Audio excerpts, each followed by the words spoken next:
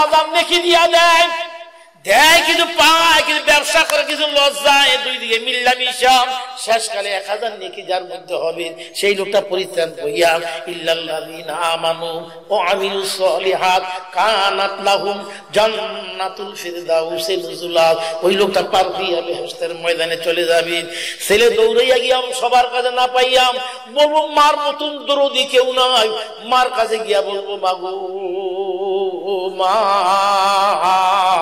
আমি তোমার কাছে আসছিলাম গো মা, একটা অভাবের কারণে আজকে মুসিবতের দিন, যেদিন মাথার সোহাগ সূর্য হবে ফাইদান শাক্কাতিস সামাউ ফাকানাত ওয়ারদাতান কাদিহান, ওই মুসিবতের দিন মাথার সোহাগ সূর্য হবে, মাথার মগজগুলা উত্তপ্ত তাপের কারণে টকবক টকবক উৎকাইতে আরম্ভ করে দিবে। ও বন্ধু সুন্দর ওয়াজ মনে কইলেন না, কোরআন কারীমের মধ্যে আল্লাহ তাআলা বলেন আমি যা বলছি আমার কোরআনের মধ্যে কোনো সুখ নেই, সন্দেহ নাই। যালিকাল কিতাব লা রাইবা ফি, আমার কালামে পাকের কোনো দিকের কোনো সন্দেহ নাই। সেই কালামের পাকের মাঝে আমার আল্লাহ বলেন মাথার সোহাগ মধ্যে সূর্য হবে, ওই দিন সমস্ত নবী রাসূলরা পর্যন্ত সিজদার মধ্যে পড়ে কাঁদবে আর বলবে ইয়া রব্বি নাফসি, ইয়া রব্বি নাফসি, মাবুদ তুমি আমারে বাঁচাও, আল্লাহ তুমি আমারে বাঁচাও। ছেলে মার কাছে গিয়া বলবো মাগো একটা নেকির আমার অভাব গো মা, 999টা নেকি আমার আমলনামার মধ্যে আছে, একটা নেকি হইলে গো আমি পার হইয়া যাই। ও মা তোমার মতন দরদি এই দুনিয়ায় কেউ নাই। কত রাত্র আমি কষ্ট করছিলাম, আমি অসুস্থতার কারণে কইতে পারি না, শুধু কাঁদছিলাম। মাগো তুমি আমার কুলের মধ্যে লইয়া রাত্র বেলা ঘুরছিলাম, রাত্রে ঘুমাও নাই, কত দিকে সান্ত্বনার বাণী আমার শুনাইছিলাম। আমার একটু অসুখের মধ্যে মা তুমি আমার কাছে যাও নাই, আমার মাথার কাছে বসিয়া আমার মাথায় হাত বুলাইছিলাম। ও মা কত খেদমত তুমি আমার জন্য করছিলা গো মা, আজকে আমি একটা নেকির অভাব, একটা নেকি দেও না মা আমারে। মা তখন পরিষ্কার জবাব দিব, মা বলিয়া কে গো ডাকো তোমায় আমি চিনি না, মা বলিয়া কে ডাকো তোমায় আমি চিনি না। দুনিয়াতে আমার পুত্র সন্তান ছিল না। ওই মুসিবতের দিন দরদি নবীজি ওই বিদুর দিকে তাকাইয়া বলবো উম্মত রে কেউ তোমার সাহায্য করুক আর না করুক, আজকের এই মুসিবতে আয় তোরা আমার কাছে আয়, যারা আমার ভালোবাসা দিলে লাগাইছিলি আয় তোরা আমার নিকটে আয়, তোদেরকে সঙ্গে নিয়ে আমি আমার মাওলার বেহেশতে তোদেরকে পৌঁছাইয়া দিই। আল্লাহ তাআলা শুকরিয়া আমাদেরকে এই মুহূর্তে মুবারক মাহফিলে আল্লাহ তাআলা আসতে বসতে সুযোগ দিয়েছেন। কে আসতে দিয়েছেন সুযোগ? একটু মুখটা খুললা জোরে আওয়াজ দেখুন তো কে দিয়েছে? মাশাআল্লাহ। আমার আপনাদের সঙ্গে বসার মতো সুযোগ আল্লাহ তাআলা আমারে দিয়েছেন। আর আমাদের মাননীয় মুহতামিম সাহেব আমার 30 মিনিট সময় দিচ্ছেন। উলুকান্দি সম্মেলনের মধ্যে আমার মতো সানাউল্লাহ নূরী 30 মিনিট সময় পাওয়াটা আমি মনে করি 5 ঘন্টা সময় লাগতেছে। চরমনাই ময়দানের মধ্যে 5 মিনিট কথা বলাটা মনে হয় যে একদিনের মতো মনে হইতেছে। যাক শুকরিয়া আলহামদুলিল্লাহ, ধন্যবাদ জানাই জহিরুল ইসলাম ফারুকী সাহেবের, উনি আমার মতো ব্যক্তিরে আধা ঘন্টা 30 মিনিট সময় দিচ্ছেন এত ব্যস্ততার মধ্যেও। তাইলে সময় 17তে আরম্ভ করছিলাম, 47-এ আমার হায়াত শেষ হইব। আজকের এই মুহূর্তে মুবারক মাহফিলের সম্মানিত সভাপতি সাহেব, বিশেষ করে স্মরণ করি এই কবরটার দিকে তাকাইয়া রবিউদ্দিন কারি সাহেবের কবর, যিনি এই প্রতিষ্ঠানের গাছ লাগাইছিলেন, আজকে তিনারা নাই। যেই মানুষটা এই প্রতিষ্ঠানকে আঁকড়ে ধরছিলেন মরহুম আব্দুল কাদির মুন্সি সাহেবের ইন্তেকালের পরে যিনি এই কাজটা ধরে রাখছিলেন ডাক্তার আব্দুল রশাদ, দেখতাম আমার ভাই বইলা গেছেন, আসতো বসতো দেখতাম যে হেন্দা ঘুরতেছে হেন্দা ঘুরতেছে, এই জায়গাতে বসে কতক্ষণ ওদিকে যায় কতক্ষণ, ঠিক তাকাই আসলে যেন উগুলো কান্দে পাড়া দিলে মনে হয় ডাক্তার সাহেব যেন আসে আনে, উনি যেন মরে নেই বললাম মনে হয়। মরহুম আব্দুল কাদের সাহেব, আমাদের মিয়া হাজি সাহেব, যাদের অক্লান্ত সুবহান হাজি সাহেব, যাদের অক্লান্ত পরিশ্রম, এরপরে আব্দুর রহিম কারি সাহেব, এদের কার কথা কয়জনের কথা কইতাম। আর আমি তো আনন্দবাজার মাদ্রাসা হইছে গতকালকে না হইছে আমি তো এই মাদ্রাসার সদস্য ছিলাম, এই মাদ্রাসার চামড়া তো আর কমটু খাই নাই, এই মাদ্রাসার চামড়ার রক্ত দিয়ে ঈদের দিন সবাই কুরবানি দিচ্ছে, আর আমরা চামড়া লইয়া আমি কিনা প্রতিষ্ঠাতার ছোট ভাই আব্দুল মান্নান মুন্সি সাহেব, এরপরে মুমতা মোল্লা, এরা ওই এলাকায় থাকতো, এদেরকে লিয়েছে ঘুরতাম ঘুরতাম। আসরের নামাজের পরে উঠছি গিয়ে চেয়ারম্যান সাহেবের, আমাদের জাহের মিন্দু চেয়ারম্যানের ভাই, তখন বাঙ্গা দলান নাই, উনি বসা। আমরা যাওয়ার পরে কইতেছে সরকারের কত গুণ ছিল, খালি কইতো খাইয়া আছে আর না আছে এই চিন্তা করে নাই। মানুষদের খাওয়াইলে সরকাররা যেই মনে আনন্দ পাইছে, এই আনন্দওয়ালা লোকের সংখ্যা খুব কম দেখি। কিছু লোকে মেহমান গেলে একটু মনটারে বেজার করে কত করে যাইব, এটা একটা চা খাওয়াই দে, লগে একটা জর্দা দিয়া ফান দিয়া দে, আর কিছু লোকে মনে মনে ভাবে কিছু খাওয়াইতে পারলে আত্মারা শান্তি পাবো, লোকটা আমার বাড়ি দিয়েছে। এই গুণের লোক ছিল সরকাররা, সরকারদের মধ্যে বিশেষ করে মিন্দু সরকার। আমি আর মোতামুল্লাহ আব্দুল মান্নান সাহেব আমরা গেলাম, যাওয়ার পরে মিন্দু সাহেবের মধ্যে খাইলাম। হ্যাঁ আমগো খিদা লাগছে, সারাদিন ঘুরছি, খাই নাই। কইছে জন খাইয়ালো, হইতে তো কই নাই, তা নেই। মনে হয় ওই মুহূর্তে ওনার ঘরের মধ্যে ভিতরে আর ভাতের ব্যবস্থা ছিল না, হয়তো পাক করে নাই। যেই দুগা ভাত ওনার পোলের মধ্যে খাওয়ার পরে সাইডে রয়েছিল, উনি এই কটা ভাতের দুইটা বর্তনে বন্ধ করে কুরবানির ঘুষ দিয়ে আমরা লইছি। তা আমরাও চিন্তা করে থুইয়ালাম না, ফেরো কি দেখাই রেখেছে।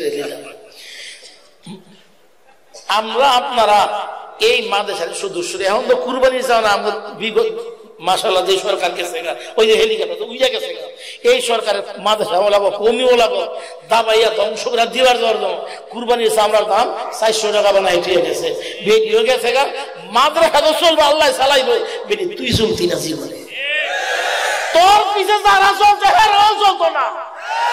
এই দেশে জালেমদের রাস্তা না আর দেওয়া যাবে না। বহুত কষ্ট বহু দুঃখ তোমরা দিছ,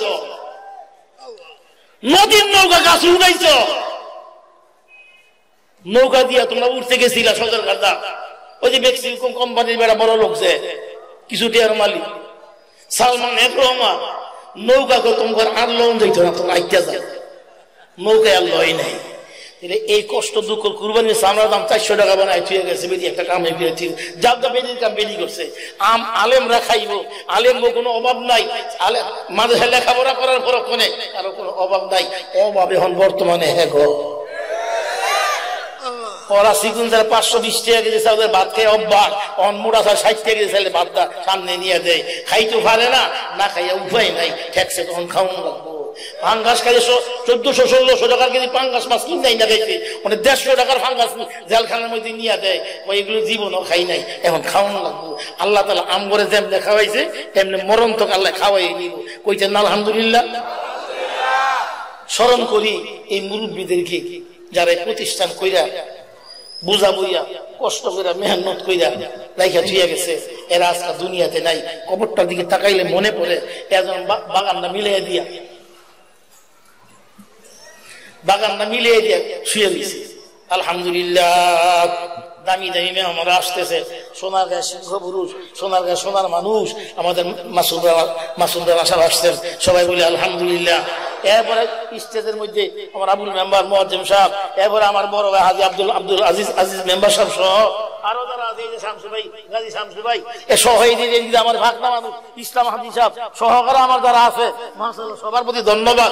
এতগুলো মানুষ পাইতাম কই, হ্যাঁ কি খুঁজা পাওয়া যায়, আমরা বই না লোকে নেই, এখন আটলই তো লাভ, ফকির বিধি আটলে ভালো লাভ, আর আমরা আর তাহলে বর্তমানে মোহ লাভ, যেন যাবো হেনই তো 800 টাকা না, 800 টাকা যেন যায় হ্যাঁ যদি 20,000 টাকা দিলাম, ও 20,000 লেগে 20,000 লেগে মাংনা কামা।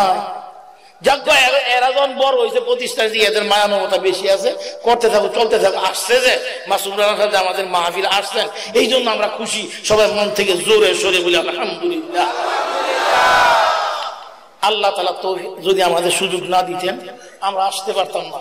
আব্দুল বাড়ির পরিকল্পনা আমার একটু শোনাইলো, সামান্যতম পরিকল্পনা দেখলাম, সুদূর প্রসার পরিকল্পনা, যেই কল্পনা শোনার পরে আমার মাথার মধ্যে যেমন কেমন ফাঁক খাওয়া শুরু করছে। এত বিশাল পরিকল্পনা মাওলানা হাফেজ আব্দুল বারী সাহেব পরিকল্পনা হাতে নিয়ে রাখছেন। ডাক্তার সাহেব চলে গেছেন, ডাক্তারের প্রতিনিধিরা আমরা বেঁচে আছি। এই প্রতিষ্ঠানকে কিভাবে ডাক্তার আত্মা আত্মার মধ্যে, কাদির মুন্সি আত্মার মধ্যে, রবিজুদ্দিন মুন্সি সাহেবের আত্মার মধ্যে, সুবহান হাজি সাহেবের আত্মার মধ্যে কিভাবে এই প্রতিষ্ঠানের একটা ইসালে সওয়াব পৌঁছতে পারে সেই পরিকল্পনা হাতে নিয়ে আব্দুল বারী বলতেছেন আমার কার্যক্রম আরম্ভ করব আমার জাকারিয়া আসলে। আল্লাহ তাআলা কবুল করুক, সবাই জোরে জোরে বলে আমিন। তো আমি জিজ্ঞাসা করলাম তাহলে তুমি বিদেশ থাকো, বিদেশ থাকলে অত মনে হয় তুমি ওই জায়গায় বসে এই পরিকল্পনা চিন্তাই করো, সারাক্ষণ দেমাগ ধরে এদিকে রেখে দে, সবসময় দেমাগ ধরে এদিকেই রাখি। আল্লাহ তাআলা কবুল করুক, সবাই জোরে জোরে বলে আল্লাহুম্মা আমিন, আরো জোরে বলি আল্লাহুম্মা আমিন। ডাক্তার সাহেবের জায়গার মধ্যে আমার বাতিজা, ডাক্তার সাহেব যেই জায়গার মধ্যে বসা ছিল, যে স্থানটার মধ্যে বসা ছিল, সেই স্থানটার মধ্যে আমার বাতিজা, আমার সুবেদারি ভাইয়ের শুভকাজী সাহেবের সুযোগ্য ছেলে আলহাজ আনিসুর রহমান, কাজী মোহাম্মদ আনিসুল হক, উনি বসা আছেন। আল্লাহ তাআলা তার মধ্যে ডাক্তারের মতো হিম্মত, খুলুসিয়ত, ইখলাস আল্লাহ দান করুক। আরো ব্যাপক আকারের মধ্যখান দিয়ে প্রতিষ্ঠানকে জামিয়া, যে জামিয়া শ্রেষ্ঠতম জামিয়া যেন আল্লাহ তাআলা সোনারগাঁওয়াসীর পক্ষ হইতে এই জামিয়ার নামটা আল্লাহ যেন কবুল করেন। একটু কইবেন কিছু, আর একটু ভালো করে কইতারবেন, আর একটু জোর হইব মাশাআল্লাহ। তিনবার আমি না ভালো করে কইলাম। আল্লাহ তাআলা যেন আমার অত্যন্ত আদরের স্নেহের বাতিজা জামিয়ার জামিয়ার সম্মানিত সেক্রেটারি আলহাজ গাজী মোহাম্মদ আনিসুল হক সহকারে এই প্রতিষ্ঠানের যারা সাহায্য সহানুভূতিওয়ালা, এই প্রতিষ্ঠানের খাদেমদার যারা আছে, এই প্রতিষ্ঠানের সদস্যভুক্ত যারা আছে, সবগুলা মানুষের মনের মধ্যে আল্লাহ দ্বীনের প্রভাব আল্লাহ প্রস্তুত করুক। আমরা সবাই বলে আমিন। লা ইলাহা ইল্লাল্লাহ, লা ইলাহা ইল্লাল্লাহ, লা ইলাহা ইল্লাল্লাহ, মুহাম্মাদুর রাসূলুল্লাহ, মুহাম্মাদুর রাসূলুল্লাহ। জোরে জোরে বলুন সাল্লাল্লাহু আলাইহি ওয়াসাল্লাম। আগের স্মৃতিগুলোর মধ্যে মনে পড়ে মাঝে মধ্যে দেখতাম মিয়া হাজী সাহেব আমানুল্লাহ সাহেবের হুন্ডার বা 50 সিসি একটা হুন্ডা ছিল, এই হুন্ডা তো বর্তমানে ভোলা ভালো চালাইতো না। এই 50 সিসি হুন্ডার পিছনে বসাইয়া জায়গায় জায়গায় ঘুরতো আমানুল্লাহ সাহেব কিভাবে কিনে করতে না দলান তোলা যায়। এই ডাক্তার ছিল পরিকল্পনার মধ্যে একজন, এরা চেষ্টা মেহনত আল্লাহর ফজলে ফিরে দিয়ে গেছে। আজকে জামিয়া বিশাল আকারের রং ধরছে। আমার বাজান আব্দুল বারী যে পরিকল্পনার কথা শোনাইছে, আমার মনটা আনন্দে ভইরা গেছে। আল্লাহ কবুল করুক। আমরা যদি আশেপাশে ছোট ছোট মাদ্রাসা করে রাখছি, এই প্রতিষ্ঠানগুলোর পক্ষ হইতে যেন এই যারা জামিয়া বানাইয়া সবাই একত্রিত হইয়া কাজ করতে পারি, এই তৌফিক আল্লাহ তাআলা দান করুক। ওই প্রতিষ্ঠানের মধ্যে যারা এই মাদ্রাসার মুরব্বী ছিলেন, আমাদের ওস্তাদের ওস্তাদ, মুরব্বীর মুরব্বী, শায়েখেরও শায়েখ আল্লামা সাহেব আশরাফ আলী থানভী সাহেব রহমাতুল্লাহ আলাইহি, ইনার মাদ্রাসার মধ্যে মাদ্রাসার জন্য ছাত্রদের জন্য বন্দা ভরা মায়া, আল্লাহর বন্দা আমার দিয়েছিল 47 পর্যন্ত। জি জি।